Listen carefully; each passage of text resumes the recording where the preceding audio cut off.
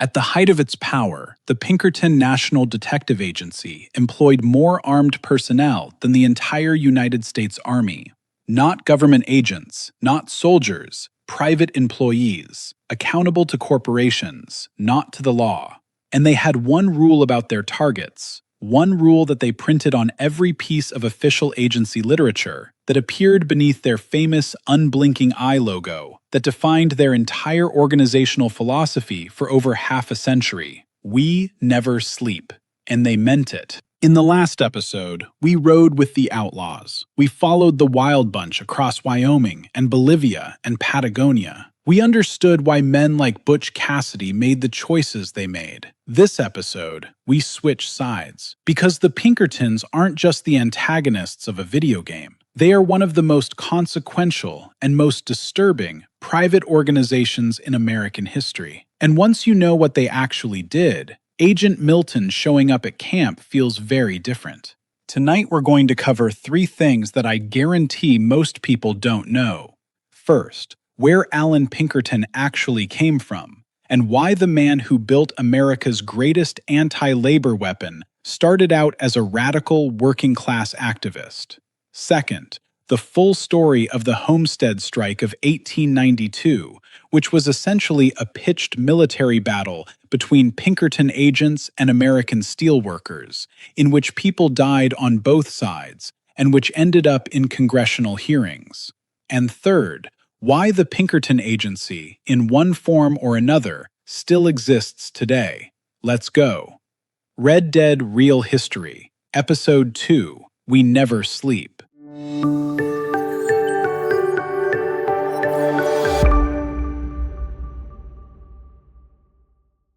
Allan Pinkerton was born in 1819 in the Gorbals district of Glasgow, Scotland. And I need you to understand what the Gorbals was, because it matters enormously to what comes after. The Gorbals was one of the most desperately overcrowded urban slums in all of Europe. Families of 8 or 10 people living in single rooms, open sewers in the streets, child mortality rates that would be considered a crisis by any modern standard. Allan Pinkerton's father was a police sergeant who died young, leaving the family with almost nothing. Allan trained as a cooper, a barrel maker, a skilled trade but a hard life. And from his late teens, he threw himself into the Chartist movement, a radical working-class political campaign demanding universal male voting rights and democratic representation for ordinary people. The British government considered Chartism genuinely dangerous. They weren't wrong. It was the most significant working-class political movement Britain had ever seen. And Allan Pinkerton wasn't just a supporter, he was an organizer, an agitator, the kind of man the government put on lists.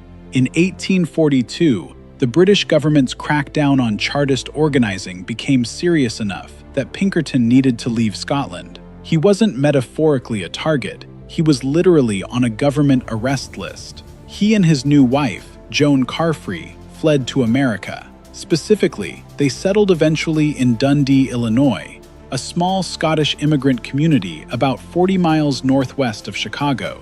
Pinkerton built a cooperage, a barrel-making shop. He worked, he settled. He apparently intended to simply be an American craftsman and leave the radicalism of Glasgow behind. And then, almost by accident, he stumbled into the thing that would define the rest of his life.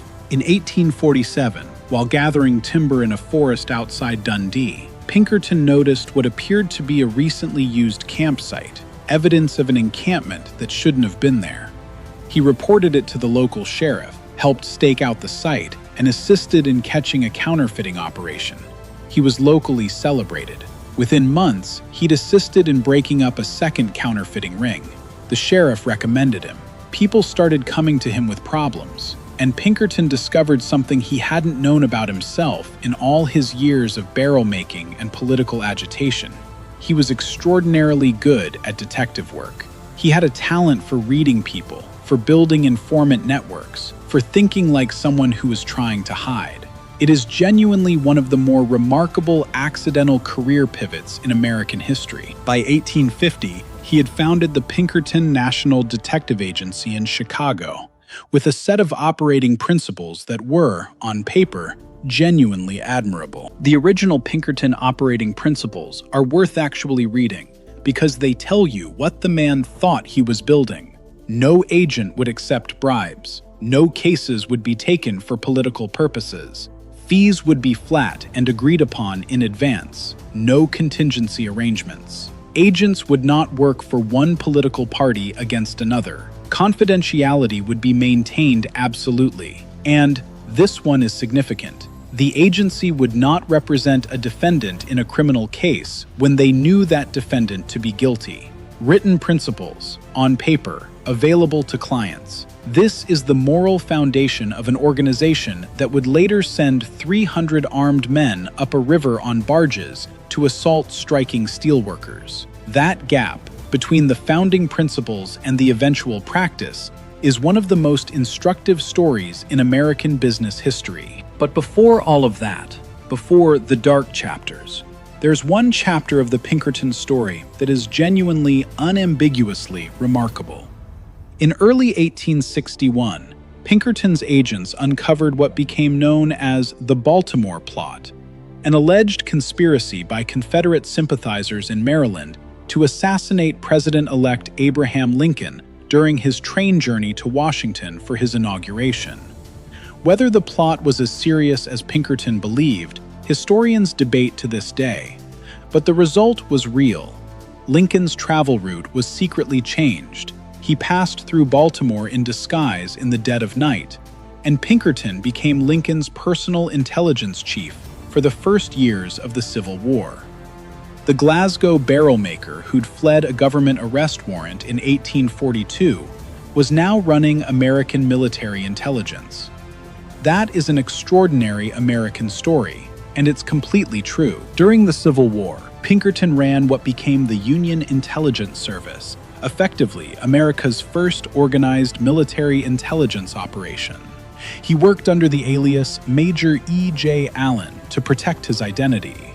He sent agents into Confederate networks, recruited informants in southern cities, ran counter-espionage operations to identify Confederate spies in Washington. Some of his agents were women. Kate Warren, who had been the first female detective in American history when Pinkerton hired her in 1856, played a central role in the Baltimore Plot operation. She was extraordinary. These weren't amateurs. This was a genuinely sophisticated intelligence operation, far ahead of anything the Union military had attempted on its own. And here is where the Civil War record gets complicated and historically important, because Pinkerton's intelligence work had one critical, documented flaw that had direct consequences on the outcome of the war. He consistently and dramatically overestimated Confederate troop strength. His reports to General George McClellan routinely described Confederate armies as 2 to 3 times larger than they actually were. McClellan, who was already a naturally cautious commander, used those inflated numbers to justify repeated failures to press his tactical advantages. At Antietam, the bloodiest single day in American military history, McClellan believed he was outnumbered when he had, in fact, a significant numerical superiority. He held back his reserves. He let Lee escape. Historians have argued directly and specifically that Pinkerton's intelligence failures cost the Union years of war and thousands of lives. The same man who saved Lincoln's life before the war began may have significantly prolonged it once it started. Lincoln was assassinated in April 1865, an event that devastated Pinkerton personally and professionally. He had warned for years that the president needed more protection. He had not been listened to. After the war, the agency returned to full private practice with a war-hardened staff, a national reputation, and a new clientele that had emerged from the war with enormous and unprecedented wealth. The railroads, the mining companies, the steel corporations. Men who had made fortunes supplying the war machine. Men who now had a different kind of problem. Their workers were beginning to organize, and the Pinkertons were available. Here is where the Pinkerton story stops being an adventure and starts being something more important and more uncomfortable.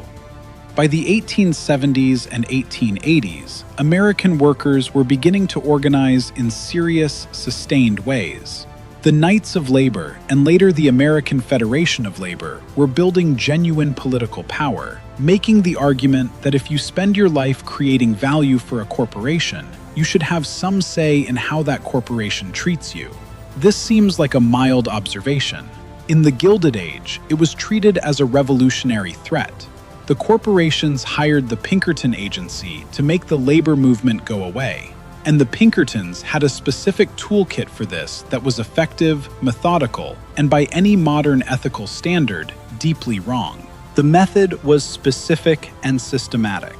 Pinkerton agents would infiltrate a union or labor organization as ordinary members. Over weeks or months, they would identify the leaders, the organizers, the most committed voices, and report them to management. Those individuals would be quietly terminated before any strike could build momentum. If organizing continued anyway, the Pinkertons would help companies hire replacement workers, scabs, and escort those replacement workers through picket lines under armed guard. When confrontations escalated to violence, and they often did, because workers who have just lost their livelihoods and their colleagues are not always able to remain calm, the Pinkerton agents were there with weapons, and the legal system, in the Gilded Age, almost always sided with the corporations. The Pinkerton agents were rarely prosecuted. The workers frequently were. This went on for 20 years, and then came Homestead. July 1892. The Homestead Strike. Carnegie Steel's Homestead plant near Pittsburgh, Pennsylvania. Andrew Carnegie, arguably the richest man in the world at this point, had authorized his business partner, Henry Clay Frick, to cut wages at the plant. The workers, members of the Amalgamated Association of Iron and Steel Workers, went on strike. Carnegie, very conveniently, was on vacation in Scotland at his estate. Publicly, he had written essays about the rights of labor. Privately, he had given Frick complete authority to do whatever was necessary. Frick hired 300 Pinkerton agents. He had them armed. He had them loaded onto 2 barges on the Monongahela River, the Iron Mountain and the barge number 9, in the middle of the night, to be floated to the plant under cover of darkness and retake it by force. The workers found out. They were waiting on the riverbank. What followed was a full-scale military engagement between a private corporate army and American workers on American soil. The firefight lasted 12 hours. 3 Pinkerton agents died. 7 workers died. Pipe bombs were deployed. The Pinkertons eventually raised a white flag and surrendered, and were then marched through a gauntlet of furious workers and their families who beat them as they walked past.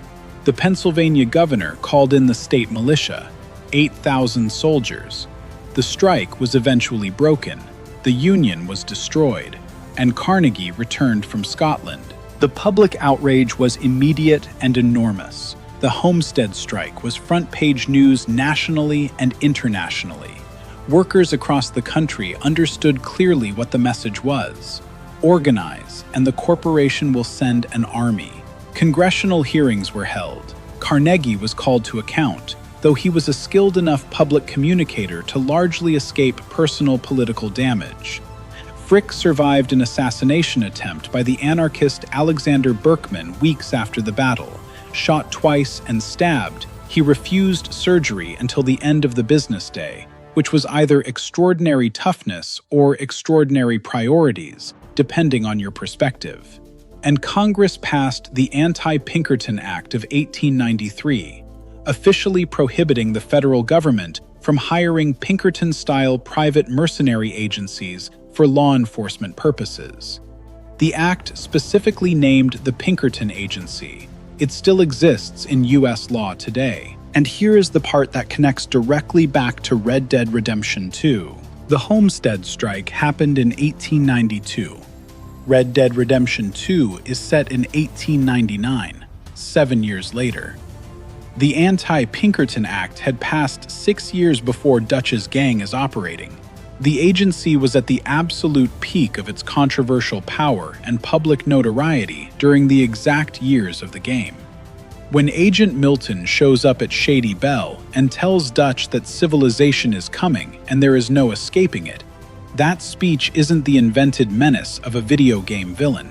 It's the specific worldview of an organization that had literally fought pitched battles against American workers and won. Milton's certainty, his coldness, his complete confidence that the new industrial order is permanent and correct, that is historically authentic. The Pinkertons believed they were on the right side of history. In their world, they largely were. And that is what makes them frightening. Now, let's bring this back to the specific story of the Wild Bunch, because the Pinkerton file on Butch Cassidy and his gang is one of the most detailed, sustained private intelligence operations in American history. The agency opened their Wild Bunch file in the mid-1890s and maintained it, actively, with agents in the field, through 1908 and beyond. The man primarily responsible for the Wild Bunch investigation was a senior Pinkerton operative named William Ayres Pinkerton, Allan's son, and later a lead agent named Charles Siringo, who is one of the most remarkable and underappreciated figures in the whole story. Siringo was a genuine cowboy who had worked cattle drives before becoming a Pinkerton agent. He could ride, track, shoot, and blend into the exact world the Wild Bunch occupied, because it was his world too. He spent years undercover in communities across Wyoming, Colorado, and New Mexico, infiltrating social circles connected to the gang. When the Wild Bunch fled to South America in 1901, the Pinkerton Agency did not close the file. They extended the investigation across 2 continents. Pinkerton operatives established contact with the Argentine Federal Police and the Bolivian authorities. They forwarded the Fort Worth 5 photographs to South American law enforcement. They maintained active correspondence with agents tracking banking transactions and shipping records that might indicate the gang's location. The Cholula Valley Ranch that Cassidy and Longabaugh established in Patagonia was identified through a combination of land registry records and financial tracing. The Argentine provincial police were alerted. The investigation that forced the gang off their ranch and back into robbery in 1905 was, at least partly, a Pinkerton operation. In 1908, when those 2 Americans died in a Bolivian boarding house, a Pinkerton agent was apparently in the region. The agency received the report. They filed it, and then, against everything you might expect, they eventually, quietly, closed the South American file, without ever formally confirming the identification. And this is where the history asks something genuinely difficult of us, because the Pinkerton Agency was, simultaneously, 2 completely different things. On one side, the organization that chased the Wild Bunch across 2 continents, that helped identify the Baltimore assassination plot, that built America's first professional detective infrastructure, that caught real and genuinely dangerous criminals. On the other side, the organization that crushed labor unions, that spied on workers, that sent 300 armed men on barges against striking steelworkers in Pennsylvania, that was, in practice, a private army available to whoever could pay. Both of these things are the same organization, and the question of whether the good side outweighs the bad side, or whether the bad side makes the good side irrelevant, is not one that history has answered cleanly. Red Dead Redemption 2 doesn't answer it either. Milton isn't wrong that the gang is dangerous. The gang isn't wrong that Milton represents something corrupt.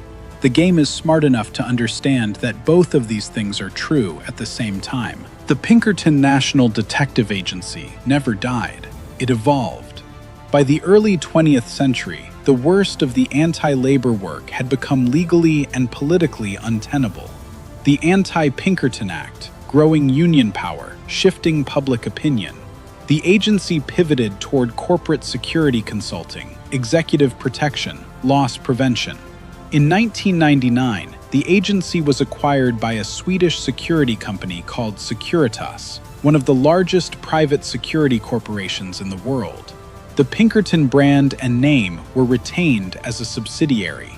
As of today, Pinkerton Consulting and Investigations operates in more than 90 countries, employing thousands of agents across security consulting, corporate intelligence, and risk assessment. The unblinking eye still appears on their logo. They still use the tagline, "We never sleep." The eye never closed. It just moved into a glass and steel office tower and updated its business cards. The organization that hunted Butch Cassidy across 2 continents, that fought pitched battles against steelworkers in Pennsylvania, that infiltrated labor unions for 20 years. That organization is still operating today, in your city, right now, under a different parent company, with a better PowerPoint presentation. But the same name, the same eye, the same motto. Now let me bring all of this directly into the game, because once you understand the real Pinkerton history, every scene with Agent Milton becomes a completely different experience. When Milton says to Dutch, "You're a dinosaur, the world doesn't want you in it anymore," that is not generic villain dialogue. That is the specific worldview of an organization that had, in real and documented history, just spent 20 years making that exact argument with weapons. When Milton refers to civilization as something that cannot be stopped, and should not be, he is representing the dominant ideology of Gilded Age corporate America, the belief that industrial capitalism was not just economically efficient, but morally correct, that it represented the advancement of human civilization itself, and that anyone standing in its way, whether outlaw gang or striking steelworker, was on the wrong side of history. The Pinkerton Agency was the enforcement arm of that ideology. Rockstar understood that completely. Agent Milton is not simply a law enforcement officer. He is a representative of an ideology. And the tragedy is, in 1899, he was right about which side was going to win. And here is the layer that I think most people completely miss when they play Red Dead Redemption 2. The game gives you multiple threads of the same historical story simultaneously. While you're riding with the Linde gang, the outlaws being hunted by the Pinkertons, you can also encounter across the map striking workers being suppressed by private security, labor organizers being threatened, company towns where workers are essentially owned by the corporation they work for. These are not random side missions. These are Rockstar showing you the other side of the same coin. The Pinkertons weren't just hunting Dutch's gang. They were hunting anyone who represented a threat to the new industrial order. Outlaw gang, union organizer, striking worker, different categories in law, same category in the Pinkerton ledger. And Arthur Morgan, if you pay attention, sees all of it. The journal entries reflect it. The man is watching an entire social order reveal itself, one violent encounter at a time. Arthur Morgan's journal, which is one of the most underrated elements of the entire game, tracks a man coming slowly to an understanding that the world he's living in is more complicated than the story Dutch has been telling him. He's not just watching Dutch lose his grip, he's watching an entire social order reveal its true nature. The Pinkerton agents hunting him are the same organization that crushed workers in Pennsylvania. The railroads he robs received their land from the government for free. The towns enforcing laws against him are enforcing laws written by the people who own everything. Arthur isn't a hero, but he's paying attention, and in the end, in the high honor ending, the thing that redeems him isn't dramatic heroism. It's that he saw clearly, finally, and chose to act accordingly. That's a historically grounded story. That's what it actually felt like to be alive and paying attention in 1899. Okay. Before we close this out, I want to hit a few Pinkerton cases and details that most people have never heard, because they're remarkable and they all illuminate different aspects of what this organization actually was. First, the Molly Maguires. In the early 1870s, Pinkerton agent James McParland spent 2 years undercover in the Pennsylvania coal mining communities, infiltrating an Irish-American secret society called the Molly Maguires, who were accused of violent sabotage against the mining companies.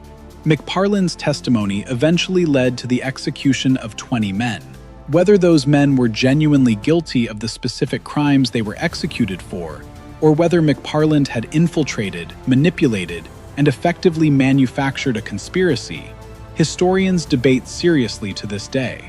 What is not debated: a private detective agency's undercover agent provided the primary evidence that sent 20 men to the gallows for a corporation. No government oversight, no independent review. Second, the Jesse James disaster. In January 1875, Pinkerton agents conducted what they believed was a raid on the James family farm in Kearney, Missouri, convinced Jesse James was inside. He wasn't.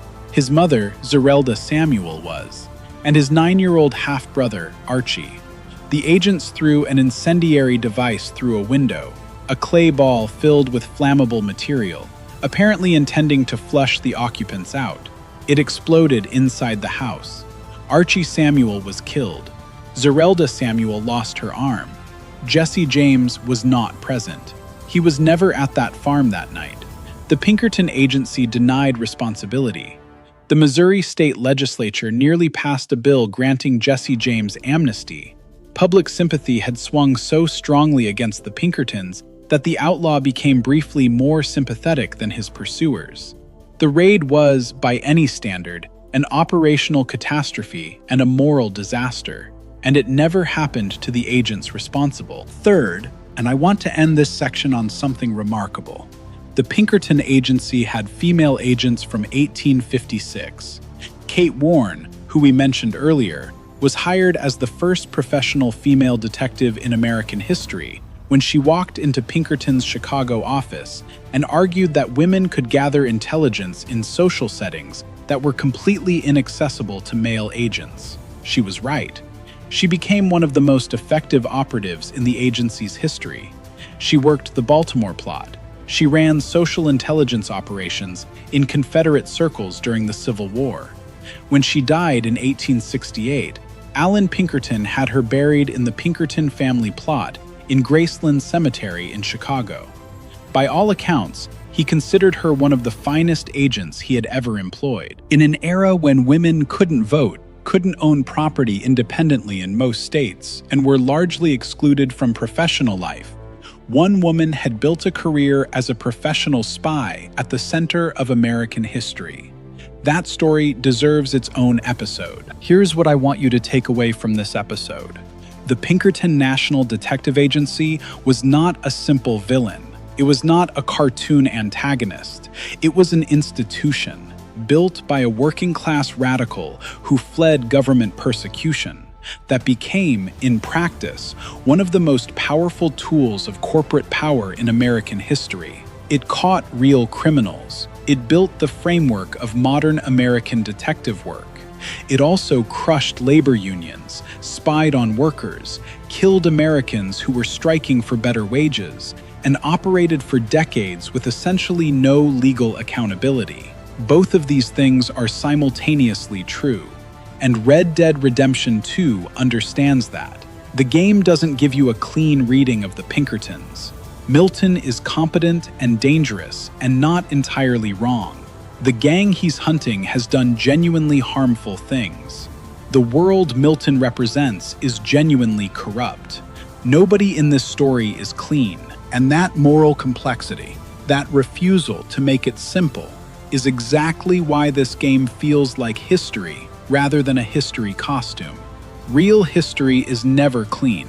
Real history is people and institutions doing both necessary and terrible things, often at the same time, for reasons that made sense to them in their moment, even when they should have known better. In Episode 3, we're leaving the outlaws and the detectives behind, and going somewhere much older and much more painful.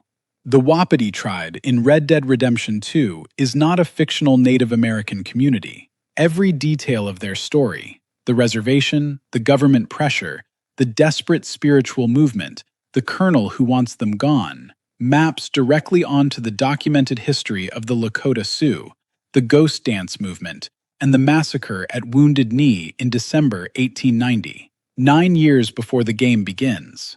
It is, without any exaggeration, the most historically faithful element in the entire game. And it's the one that Rockstar handled with the most obvious care and the most obvious grief. I've been doing research for this one for weeks, and I'll be honest, some of it was very hard to sit with. That episode goes live next. Subscribe so you don't miss it.